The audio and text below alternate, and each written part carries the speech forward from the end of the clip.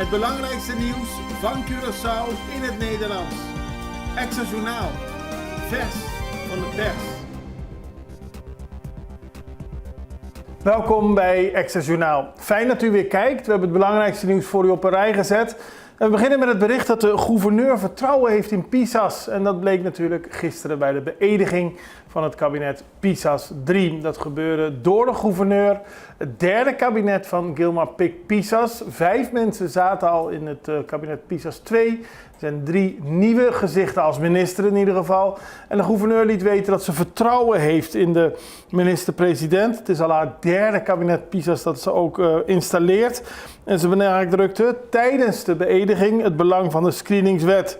De controle op integriteit en aanwezigheid van belangenverstrengeling bij de kandidaat-ministers op Curaçao is inderdaad streng, erkende de gouverneur.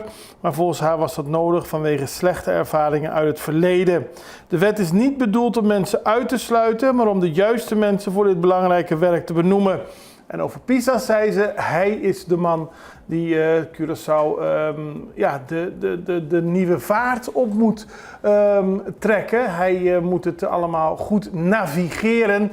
En in die zin schrijft de Extra vandaag dat ze vertrouwen heeft in kapitein PISAS als nieuwe leider van de regering. 6 statenleden beëdigd. 2 uur voordat het parlement of de nieuwe regering werd beëdigd, werden er ook 6 statenleden beëdigd. Ze hebben een verklaring van belofte afgelegd of hebben daadwerkelijk de eed van trouw afgelegd. En het gaat om 6 MFK-parlementariërs. Sandy Loziabar, Tyrone Boekhout, Shurendi Pieternella, Ishahir Monte, Francis Laurens en Benita Desroches. 5 van hen zijn nieuw in het parlement en zij vervullen daarmee hun taak. Ze staan op de lijst tot en met nummer 22 van de lijst van de MFK zit nu in het parlement, omdat er 9 van de lijst daadwerkelijk in de regering zitten. Daarmee heeft de partij dus van de 29 ingeleverde mensen op de lijst 22 ofwel in het parlement ofwel in de regering geplaatst. En de 6 nieuwe parlementariërs kijken uit naar hun nieuwe werk. Illegale stortplaats zorgt voor heel veel overlast. Oud-statenlid Elvan Gerard van de PNP heeft gisteren namens bewoners van de wijk Ronde Klip aandacht gevraagd voor een situatie van een illegale vuilstort in die wijk. Inmiddels is de politie en zijn medewerkers van ministeries een kijkje gaan nemen, maar het gaat erom dat onbekenden een overheidsterrein gebruiken om afval te dumpen en te verbranden. Er is een ondergrondse oven waar vuil wordt verbrand en deze blijft constant branden. Daardoor is er veel rook in de wijk. Mensen moeten hun ramen blijven dicht houden, anders krijgen ze stankoverlast. En er zijn mensen zelfs ziek geworden als Gerard. Hij wil dat er daadwerkelijk actie tegen wordt ondernomen. Voorzitter Ehende verliest rechtszaak. De bekende voorzitter van de stichting Ehende, mevrouw Ardit Meriem Marta en haar echtgenoot hebben een rechtszaak in eerste aanleg verloren. Die ze hadden aangespannen tegen de regering van Curaçao, de minister van VVRP en Fundación Cas Popular. Ze hadden de zaak aangespannen waarin ze eisten dat de rechtbank, de FKP, de regering en de minister van VVRP zou veroordelen om hen een sociale woning te verkopen voor het bedrag van bijna 6000 gulden. Sinds 1973 huurt Meriem een woning en volgens haar heeft ze recht om het voor dat bedrag te kopen. Daarnaast bezit ze nog een eigen huis in Bonam sinds 1984 dat ze zelf heeft gefinancierd. Vanuit de zijde van de overheid is aan de rechtbank gevraagd om het verzoek van Meriem af te wijzen. En de rechter heeft uitspraak gedaan in het voordeel van de FKP. Dat betekent dat Meriem is veroordeeld om binnen 1 week nadat het vonnis aan alle partijen is betekend, de woning te verlaten en de sleutel aan FKP te overhandigen. Opruimen van het sargassum begonnen. Het ministerie van Gezondheid, Milieu en Natuur heeft gisteren laten weten dat er bij Boka-Ascension door het probleem van sargassum sprake is van een sterke stank voor de bewoners van de omgeving. De situatie vormt ook een gevaar voor zeeschildpadden. Afgelopen weekend zijn daarom opruimwerkzaamheden gestart en volgens het ministerie wordt momenteel zwaar materiaal gebruikt om het zeewier uit zee te halen en op de kant te leggen. Dan droogt het en daarna kan het worden vervoerd naar de landfill. De geur is nog steeds erg sterk, maar het is volgens het ministerie belangrijk dat er nu daadwerkelijk werk wordt gemaakt van het weghalen van de opgehoopte zeewier in de verschillende inhammen. Want wanneer het begint te rotten, is de stank niet te harde.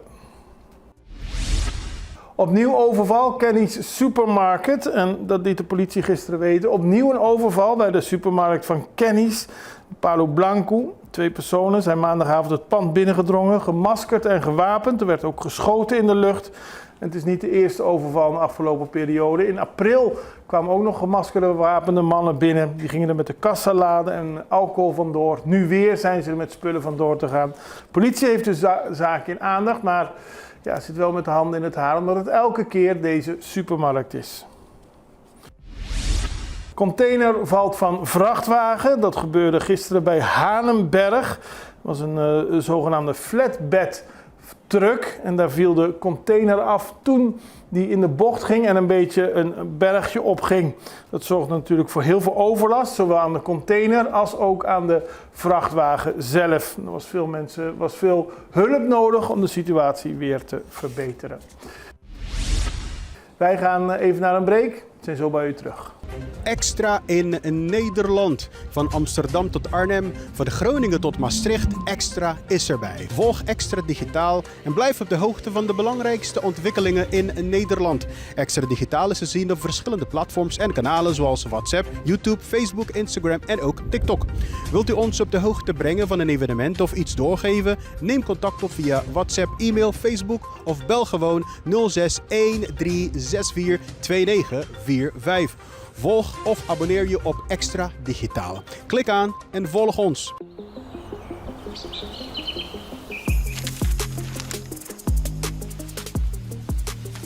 Welkom op Curaçao, een van de mooiste eilanden in de Caribiën. Een ware parel. En het is een eiland waar je van heel veel zaken kunt genieten. Van de natuur, van de zee, van het eten, van de mensen en zoveel meer. Curaçao is een eiland waar heel veel gebeurt op het gebied van politiek, cultuur, sport en zoveel meer. Een Extra Journaal brengt het belangrijkste nieuws van Curaçao. Maar we hebben ook aandacht voor al het nieuws op Bonaire en Aruba en op de bovenwinden, Saba, Sint Maarten en Sint Eustatius. En we belichten al het nieuws van alle kanten. Het nieuws is duidelijk, actueel en vers van de pers. Extra Journaal, elke werkdag op Salto. Op Curaçao zijn we de hele dag bezig met het maken van Extra Journaal. Volg ons op je favoriete Amsterdamse zender, Tauro.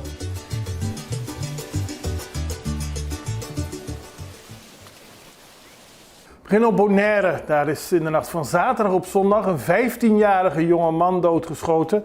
We melden eerder een andere leeftijd, maar het gaat om de 15-jarige Kluisjenoe Domakassé voor de deur van Club Rush.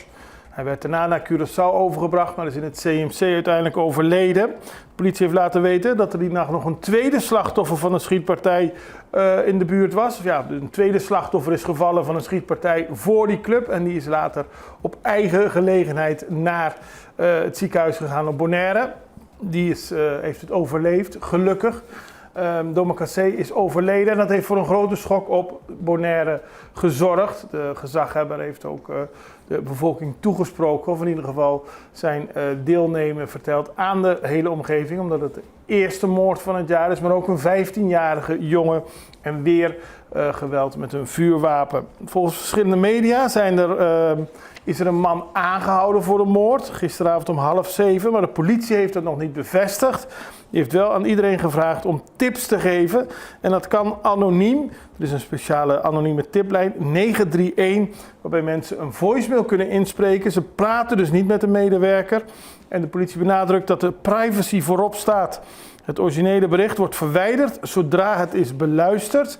En de politie zegt tegen de bevolking van Bonaire: we begrijpen dat het spannend kan zijn om iets te melden, maar uw informatie kan echt het verschil maken. Ook een klein detail kan een doorbraak betekenen. Dan gaan we naar Sint Maarten. De politie is daar bezig met een onderzoek naar een reeks gewapende overvallen.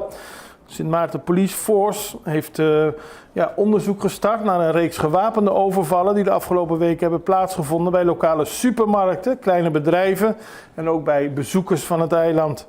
Bij verschillende van deze incidenten werden de verdachten gezien terwijl ze op scooters vluchtten. Bij sommige van deze overvallen werden slachtoffers fysiek mishandeld en moesten ze medische hulp zoeken. De rechercheurs van de Sint Maartense politie werken aan het identificeren en opsporen van de verantwoordelijken.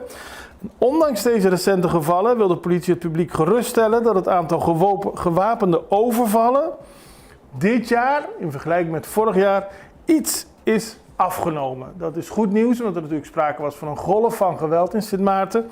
Het aantal gewapende overvallen is minder. Dat doet volgens de politie echter niets af aan de ernst van wat er nu gebeurt. Mensen kunnen een anonieme tiplijn bellen en dat nummer is 9300. Dan was er de afgelopen dagen veel overlast van Sahara-zand. Extreme overlast op Curaçao, maar ook op de andere eilanden. Aruba, Bonaire heeft er ook last van. Eerder meldde Statia al dat er last van was. De speciale waarschuwing is vandaag opgeheven op Curaçao. Dus de extreme overlast is er niet. Maar je kunt als je naar buiten kijkt nog steeds zien dat er Sahara-zand in de lucht hangt. En dat betekent dat sommige mensen daar ook daadwerkelijk last van hebben. Het kan allergieklachten en symptomen van ademhalingsmoeilijkheden veroorzaken. En dan gaan we tot slot nog naar internationaal nieuws.